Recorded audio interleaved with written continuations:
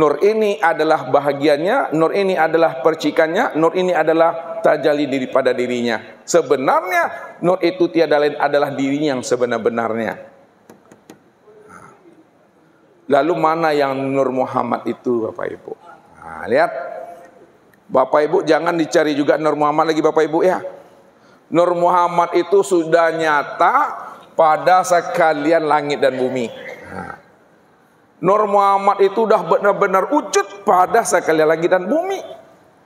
Kalau Nur Muhammad itu sudah nyata pada sekalian langit dan bumi, maka jangan dicari juga Nur Muhammad. Karena sekalian langit dan bumi itu adalah Nur Muhammad. Kalau ingin mencari juga, carilah namanya Nur Laili.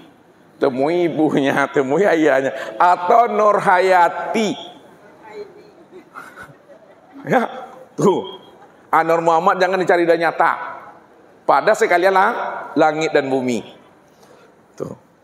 Yang kedua, kalaulah Nur Muhammad itu sudah nyata pada sekalian langit dan bumi, lalu kemana tempat memandang nyatanya Nur Muhammad pada sekalian langit dan bumi? Lihat, tempat memandang nyatanya Nur Muhammad pada sekalian langit dan bumi, inilah tempat memandangnya disebut namanya insan. Insan inilah sebenar-benarnya tempat memandang kesempurnaan nyatanya Nur Muhammad. Sedangkan Nur Muhammad itu tempat memandang nyatanya rupa diri Allah. Itu artinya bahwa insan itulah sebenar-benarnya nyatanya akan diri Allah itu. Yang disebut insan kamil mukamil.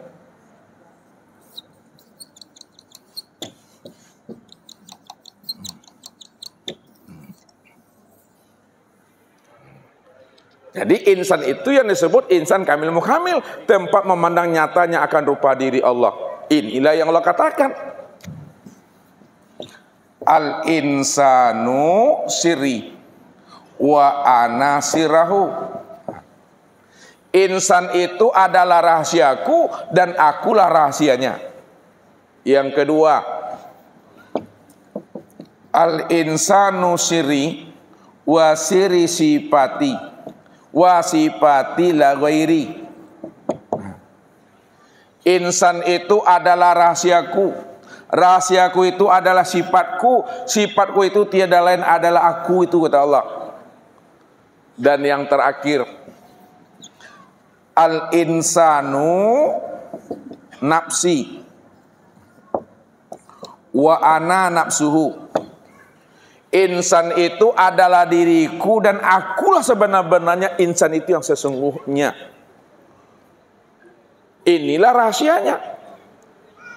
Rupanya manusia itu adalah kesempurnaan memandang nyatanya akan wujud diri Allah itu. Kalau Bapak Ibu ingin kenal Allah, kiha. Kalau Bapak Ibu ingin lihat Allah, niha. Takut Bapak Ibu bilang kehaniha.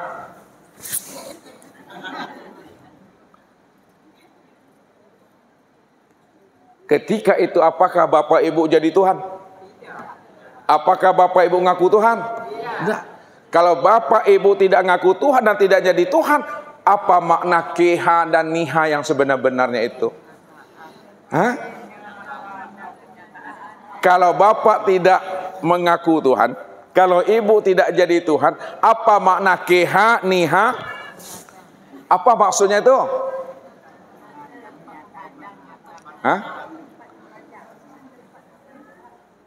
Maksud kalimat itu Bapak Ibu, keha, niha, yang songgok, yang sebatang, bukan maksudnya kita jadi Tuhan. Bukan maksudnya kita ngaku Tuhan. Tapi makna kata-kata keha dan niha itu untuk memberikan penjelasan dan pemahaman Allah sajalah yang wujud secara mutlak, kita tidak pernah ada. Makanya perlu kata-kata untuk menjelaskannya.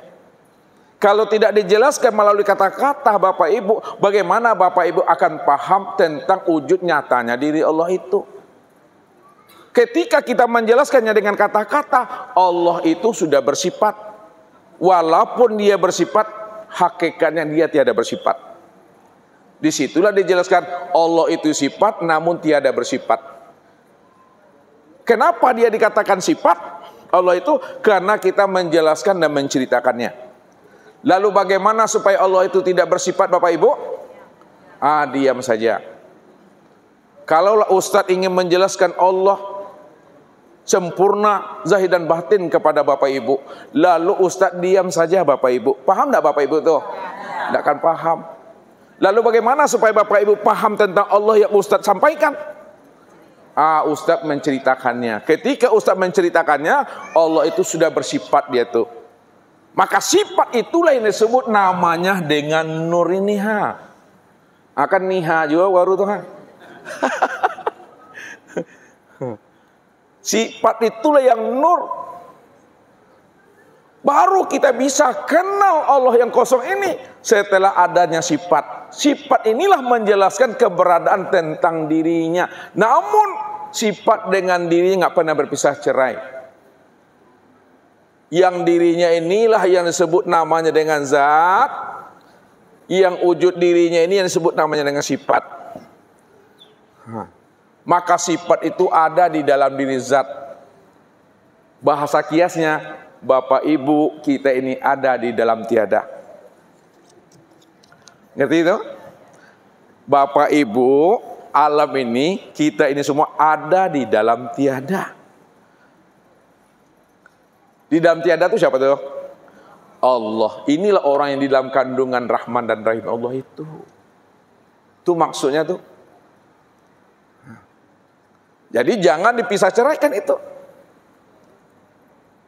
Ya. Maka nur ini nyata dia pada insan.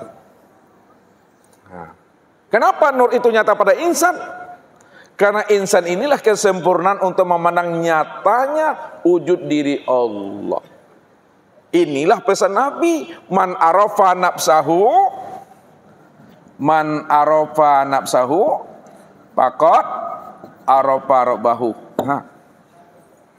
Siapa yang kenal dirinya, pasti dia kenal Tuhannya. Siapa yang kenal dirinya, pasti kenal Tuhan. Apa sebabnya? Karena insan ini, diri Bapak Ibu itu adalah rahasia memandang nyatanya wujud Allah itu. Karena insan ini tempat memandang rahasia nyatanya wujud Allah, maka disebutlah insan ini namanya wujudullah. Wujudullah. Atau insan itu disebut namanya ainullah. Atau disebut namanya hakikatullah. Ini bahasa hakikat. Kalaulah insan ini disebut namanya wujudullah, ainullah nyatanya Allah, sebenar-benarnya Allah. Apa maksud wujud Allah dan nyatanya Allah itu? Apa maksud bahwa insan ini tempat memandang wujudnya Allah atau nyatanya Allah atau sebenar-benarnya Allah? Dikatakan insan ini wujud Allah, diri Bapak Ibu disebut ainullah. Sebenarnya diri Bapak Ibu disebut wujudullah atau ainullah, itu sebenarnya tempat memandang nyatanya zat Allah, sifat Allah, asma Allah, dan af'al Allah. Jadi karena diri kita ini tempat memandang zat Allah, sifat Allah, asma Allah, dan af'al Allah, disebutlah namanya wujudullah. Sekarang kita perjelas. Ustaz bertanya sama Bapak Ibu,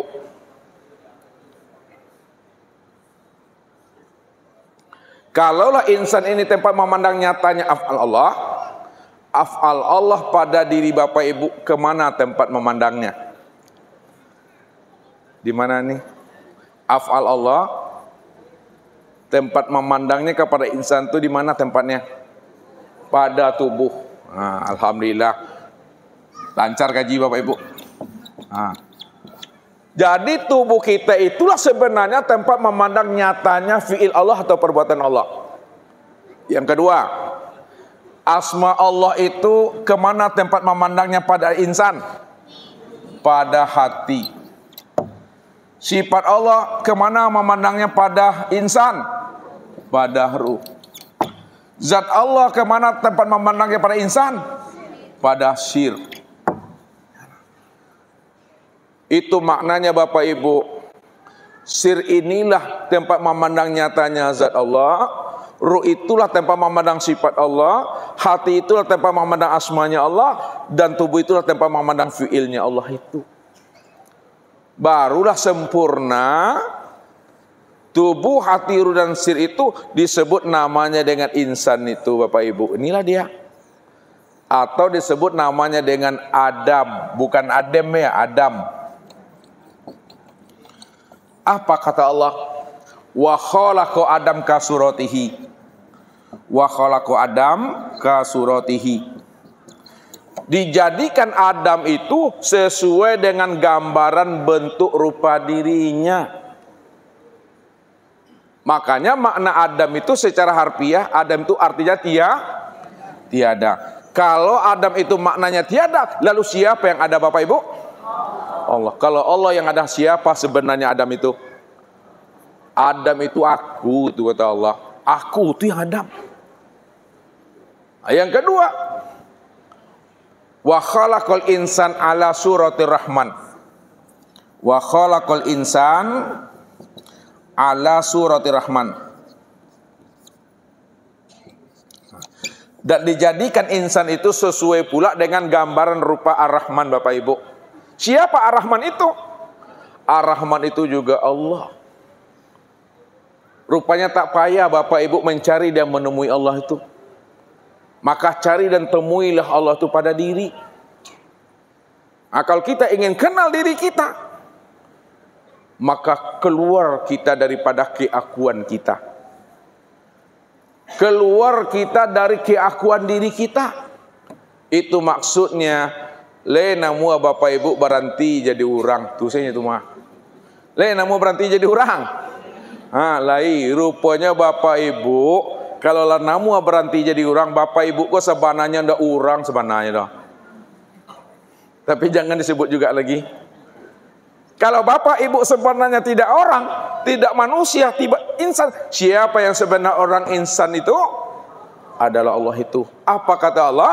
Al-insanu nafsi wa ana nafsuhu. Insan itu adalah diriku, aku sebenarnya insan itu. Inilah bentuk lain daripada rupa aku, Tuhan. Diri Bapak Ibu ini adalah bentuk lain daripada rupa aku. Duduk di situ ilmunya. Jangan bimbang, jangan ragu. Jadi pertemuan Bapak Ibu dengan Allah adalah pertemuan satu wujud. Pertemuan satu rupa. Pertemuan satu nama. Pertemuan satu dalam rahasia, yaitu pada diri. Jadi bertemu dengan Allah itu Bapak Ibu. Bukan seperti Ustadz berjumpa dengan Bapak Ibu nih. Bukan seperti Bapak Ibu bertemu dengan Ustadz. Pertemuan Bapak Ibu dengan Allah, pertemuan Ustadz dengan Allah, pertemuan dalam satu wujud, satu rupa, satu nama, satu dalam rahasia, yaitu pada diri. Ketika itu Bapak Ibu sudah menyaksikan Allah pada maqam Sidratul Muntaha.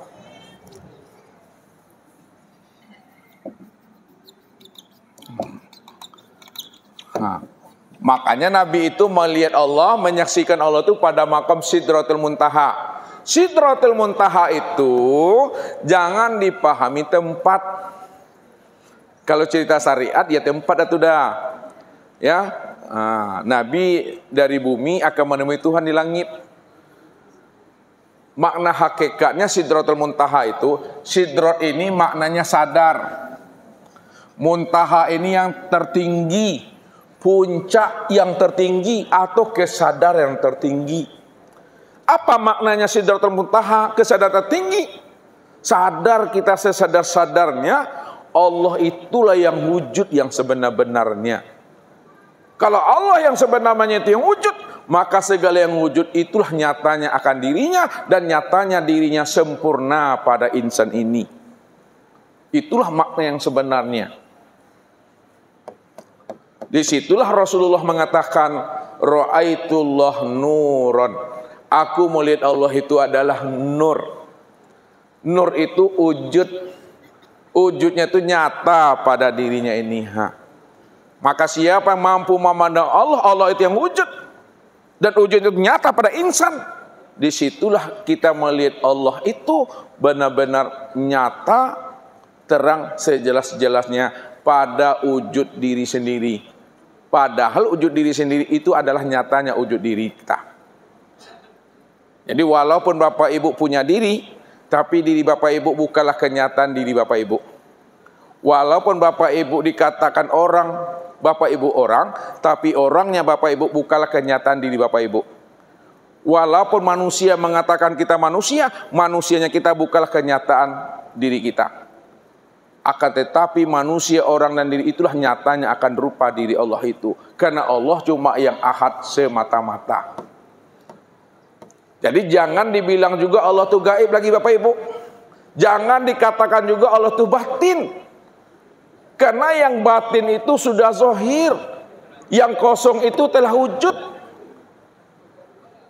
Siapa yang mengatakan Allah itu batin? Siapa yang menyebut Allah itu gaib? Apa namanya itu Bapak Ibu?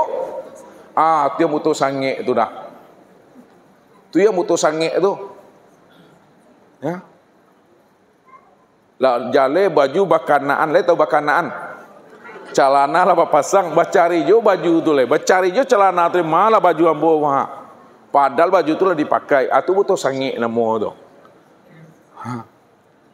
Makanya disampaikanlah dalam bahasa kiasnya, Allah itu berselindung pada yang terang.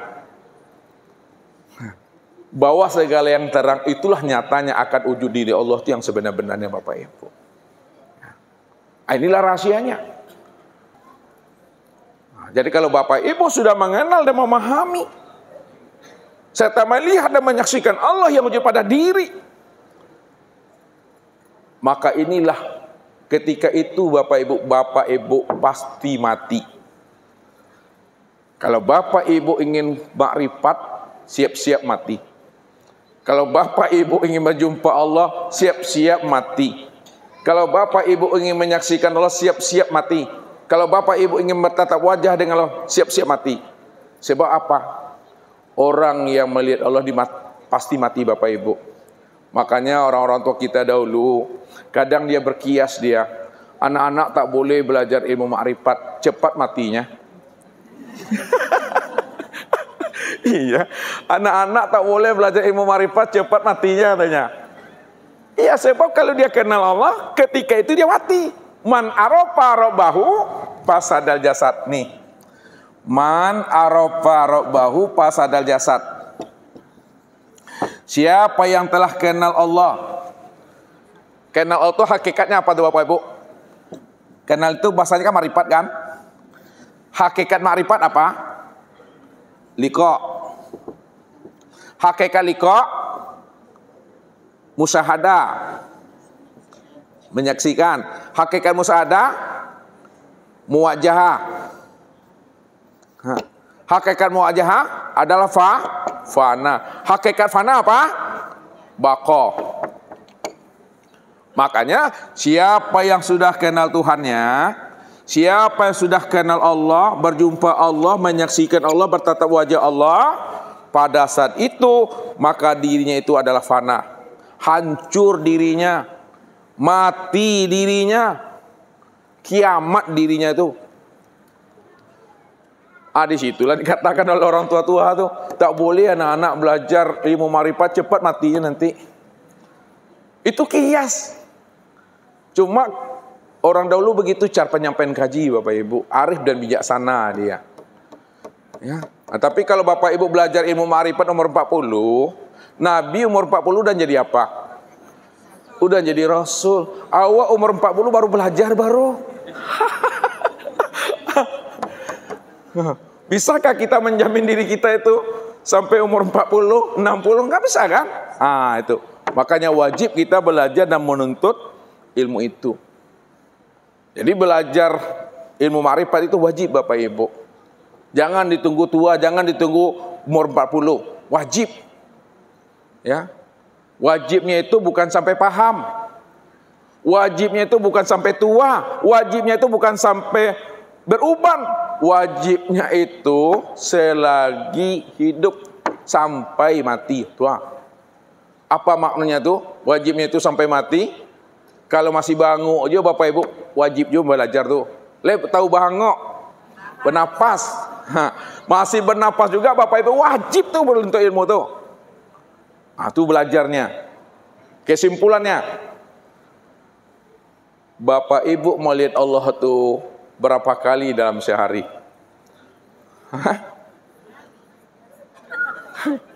Berapa kali setiap hari? Kalau Bapak Ibu memandang Allah setiap hari, dosa lah Bapak Ibu tuh. Karena ada yang melihat, ada pula yang dilihat. Ada dua wujud di situ. Berarti Bapak Ibu melihat Allah bukan sekali 24 jam. Bukan 2 kali 24 jam. Kalau 2 kali 24 jam lapor dengan Pak RW. Melihat Allah itu sekali seumur hidup. Saya ulang lagi. Melihat Allah itu cukup sekali saja seumur hidup. Sampai dunia ini runtuh. Sampai kiamat. Apa maksudnya melihat Allah itu sekali? Ketika Bapak Ibu kenal Allah, pada saat itulah diri Bapak Ibu tuh mati itu. Ketika Bapak Ibu sudah lihat Allah, ketika itu juga mati. Tidak mungkin ada dua wujud bertemu. Kalau bertemu dua wujud mesti mati salah satu. Kalau bertemu dua wujud mesti mengalah salah satu. Tidak ada diri kita itu. Ini yang dikatakan Allah. Innal abdi iza ahbabtuhu qataltuhu fa iza qataltuhu anadiyatuhu. Sesungguhnya hambaku, kata Allah, apabila dia telah aku cintai, maka aku bunuh dirinya. Jadi kalau Bapak Ibu ingin jadi kekasih Allah, ingin jadi wali Allah, siap-siap dibunuh Tuhan diri kita. Apabila dirinya telah aku bunuh, maka aku pengganti daripada dirinya. Kalau aku pengganti daripada dirinya, maka akulah yang memandang tuh pada matanya itu. Aku yang mendengar pada telinganya, aku yang mengambil pada tangannya, aku yang melangkah pada kakinya itu, aku yang berkata pada kalamnya. Disitulah rahasianya. Kesempurnaan tiada itu apa? Kesempurnaan tiada adalah ada. Kesempurnaan mati adalah hidup. Kesempurnaan tuli mendengar. Kesempurnaan buta melihat. Kesempurnaan bisu berkata. Kesempurnaan bodoh tahu. Kesempurnaan lemah kuat kuasa. Kesempurnaan papa kehendak. Pertanyaannya, kalaulah kesempurnaan tiada adalah ada, siapa yang ada? Kalaulah yang ada itu Allah, siapa yang hidup? Siapa yang melihat? Siapa yang mendengar? Siapa yang berkata? Siapa yang mengetahui? Allah. Allah yang mana Bapak Ibu? Al-ismu wal musamma wahid. Ini di ujung-ujung kaji. Nama dengan yang punya nama itu Esa. Disebut namanya Mik. Ini ke orangnya Bapak Ibu? Ini ke orangnya? Ini kah? Ini dia. Disebut namanya papan tulis, apakah ini? Apakah ini? Berarti Bapak Ibu paham. Setiap nama yang disebut Bapak Ibu tahu orangnya. Dah paham lah tuh dah katam tuh. Kalau dah sampai aja matilah lagi itu. Tidak perlu lagi ditakutkan. Itulah orang yang sudah sempurna mengenal akan Tuhannya, yang sudah wujud dan nyata pada dirinya Bapak Ibu. Dah katam kaji Bapak Ibu, tak mengaji Bapak Ibu tak apa-apalah lagi ini. Tapi ingat, orang yang sudah paham kaji, tidak pernah dia mengatakan dia sudah paham kajinya. Orang yang tidak pernah mengatakan dia sudah paham kaji, juga belum tentu paham dengan kaji. Orang makrifat tidak pernah mengatakan dirinya makrifat. Dan orang yang tidak pernah mengatakan dirinya makrifat, juga belum tentu makrifat. Orang yang telah wusul kepada Allah, tak pernah mengatakan dirinya wusul kepada Allah. Dan orang yang tidak pernah mengatakan wusulnya dirinya kepada Allah, juga belum tentu wusul kepada Allah. Rupanya ilmu ini bukan ilmu jadi-jadian. Tak ada lagi kata dan suara. Diam, imani sajalah itu lagi itu Bapak Ibu. Dah paham Bapak Ibu itu kan? Dah panik aku Dan selesai mungkin tuh Bapak Ibu. Itu saja Bapak Ibu yang dirahmati Allah. Mudah-mudahan waktu yang singkat pendek ini, mudah-mudahan Allah berikan kita anugerah kemudahan dalam memahami bahwa Allah itu tiada lain adalah diri kita sendiri. Diri kita sinilah wujud nyatanya diri Allah itu. Peganglah itu, la ilaha illallah. Tidak ada yang nyata pada kulit, daging, urat, tulang, limpa, hati, jantung, rabu, empedu, buah punggung, ruh dan sir.